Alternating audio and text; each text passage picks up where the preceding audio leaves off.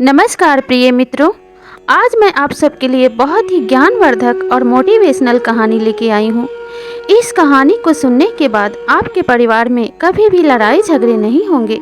भाई भाई में परस्पर प्रेम बना रहेगा। कभी भी पति पत्नी में झगड़े नहीं होंगे। आपके बच्चे माता पिता का सम्मान करना सीखेंगे और हमेशा परस्पर मिलजुल के रहने की उनमें आदत बनेगी। तो इस कहानी को अपने बच्चों को ज़रूर सुनाएं। इस कहानी को सुनने से वे समझ पाएंगे कि मिलजुल के रहने के कितने फायदे हैं और लड़ने झगड़ने के कितने अधिक नुकसान हैं। तो प्रिय दर्शकों, आप सभी से निवेदन है कि इस कहानी को पूरा ज़रूर सुनिएगा। तो चलिए इस ज्ञानवर्धक कहानी को शुरू करते हैं। एक जंगल के पास एक किसान का छोटा सा झोंपड़ी था।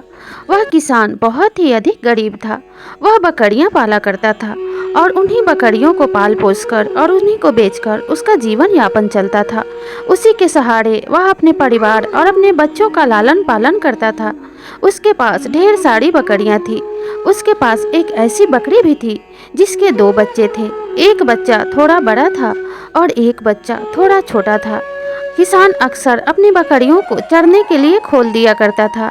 बकरियां मैदानों में जाती, जंगलों में चली जाती और पेड़ पौधे और घास फूस को चरकर अपना पेट भरने के बाद किसान के झोंपड़ी के पास वापस लौट आया करती थी। रोज का यही नियम था। उसमें जो दो बच्चे थे वे अक्सर एक ही साथ चरने जंगल के पास पहाड़ी इलाके में जाया करते थे।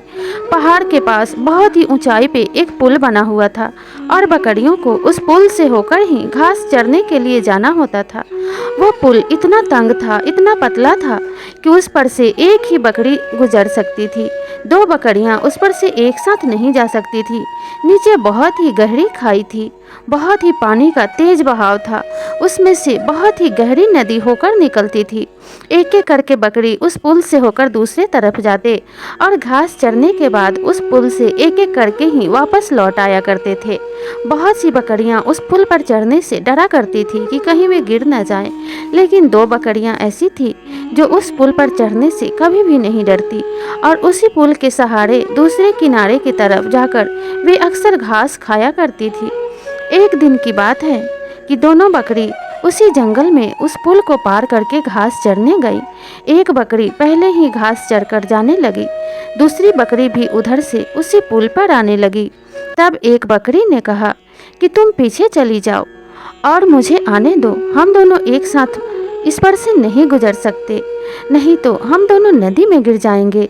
इस पर दूसरी बकरी ने पहली वाली बकरी से कहा, मैं क्यों पीछे जाऊं? तुम पीछे क्यों नहीं चली जाती? पहले मुझे चले जाने दो।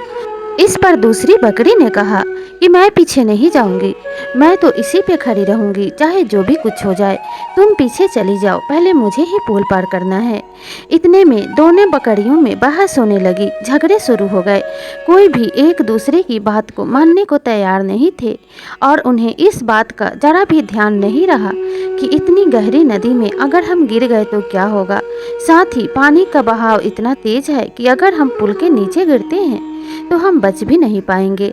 बकरी इन बातों को नज़रअंदाज करके आपस में लड़ने लगी, एक दूसरे को गालियां देने लगे और एक दूसरे को जितना कर सकते थे उतना अधिक अपमानित करने लगे।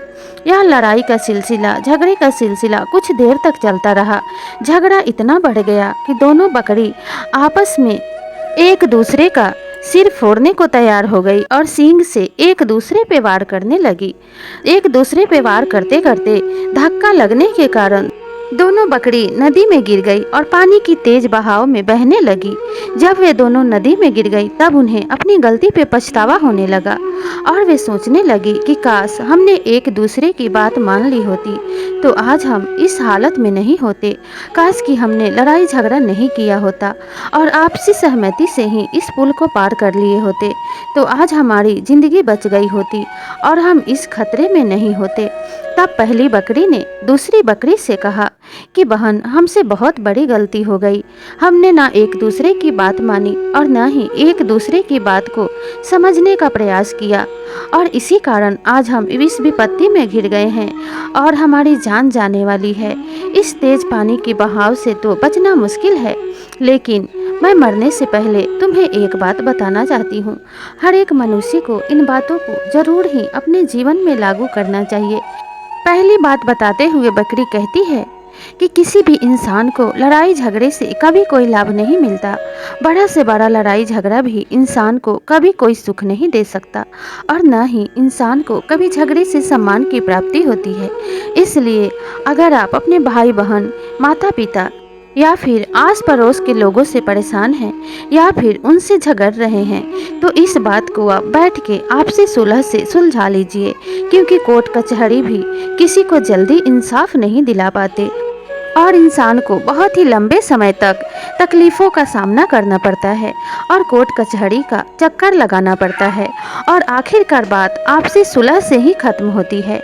इसीलिए जो रास्ता आखिर में आए उसे हमें पहले ही अपना लेना चाहिए ताकि हम इन विवादों से बच सके।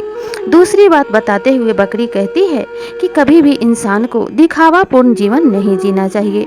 जो दिखावे के लिए या मैं बहुत बड़ा हूँ, मैं बहुत अमीर हूँ, इस बात के लिए एक दूसरे से लड़ते हैं, झगड़ते हैं, उनके धन का नाश होते देर नहीं लगती, क्योंकि दिखावे में ही उनका धन कब व्यर्थ चीज़ों में खर्च हो जाता है यह पता भी नहीं चलता। इसीलिए इंसान को कभी भी घमंड नहीं करना चाहिए और दिखावा करने से बचना चाहिए। तीसरी बात बताते हुए बकरी कहती है कि कभी भी किसी और के बहकावे में आकर किसी का अपमान न करें, क्योंकि अपमानित शब्दों से आपके कितने शत्रु बन जाते हैं यह आपको पता भी नहीं चलता। कब कौन कहां से वार करे आप यह जान भी नहीं पाते।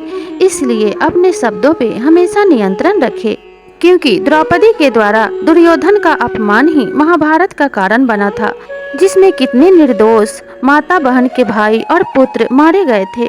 इसलिए कोई भी झगड़ा सिर्फ दोषियों को ही सजा नहीं देती, उसमें निर्दोष व्यक्तियों को भी सजा भोगना पड़ता है। इसीलिए झगड़े से कभी किसी का फायदा नहीं होता। इसलिए हमेशा ही हमें झगड़े को शांतिपूर्ण तरीके से सुलझा लेना चाहिए। अगर आपके थोड़ा झुकने से झगड़ा खत्म होता है तो झुक जाइए, क्योंकि थोड़ा सा झुकने से आप किसी व्यक्ति की जिंदगी और अपने रिश्ते को भी बचा सकते हैं। इतना कहते हुए दोनों बकरियां पानी में बह जाती हैं और दोनों की मौत हो जाती है। बाहर से सारी बकरियां उन दोनों बकरियों की बातें भी सुन रहे थे और उनके मौत का नज़ारा भी देख रहे थे, लेकिन वे कर भी क्या सकते थे। पानी का बहाव बहुत ही तेज था और दोनों बकरी उस पानी की तेज धारा में बहते हुए डूब के मर गई। इसीलिए कहा जाता है कि आपसी झगड़े में हमेशा नुकसान होता है, कभी किसी का फायदा नहीं होता। इसलिए हमें इन बातों को हमेशा ही शांतिपूर्ण तरीके से सुलझा लेना चाहिए। तो प्रिय दर्शकों, आप सभी से निवेदन है कि आप सभी इन बातों को भी फॉलो किया करें ताकि आपकी ज़िंदगी भी बेहतर बन सके। तो आपको यह कहानी कैसी लगी हमें कमेंट करके ज़रूर बताइएगा, और अगर यह कहानी अच्छी लगी हो तो लाइक, शेयर और सब्सक्राइब ज़रूर कीजिएगा। मिलते हैं अगली कहानी में, तब तक के लिए नमस्कार।